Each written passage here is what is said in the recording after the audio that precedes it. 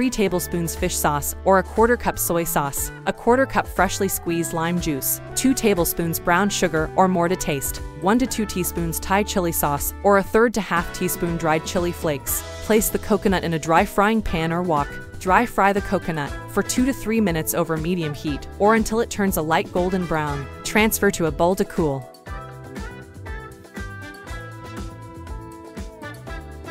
Using a sharp paring knife, peel the skin from the mangoes. The flesh of the mangoes should be firm and light yellow-orange. Using a medium to large grater, grate the flesh of the mangoes into a mixing bowl. Add the bean sprouts, cilantro, and spring onions, and the cooked chicken, shrimp, or tofu, and the fresh-cut chili if being used. Add half the toasted coconut and toss well to combine. Add the dressing, taste, and add more fish sauce or soy sauce instead of salt if needed. Prefer it sweeter, add a little more sugar or honey. Prefer it spicier, add more chili sauce. If too salty or sweet, add more lime juice. Sprinkle the nuts, basil, and remaining toasted coconut over the top and serve.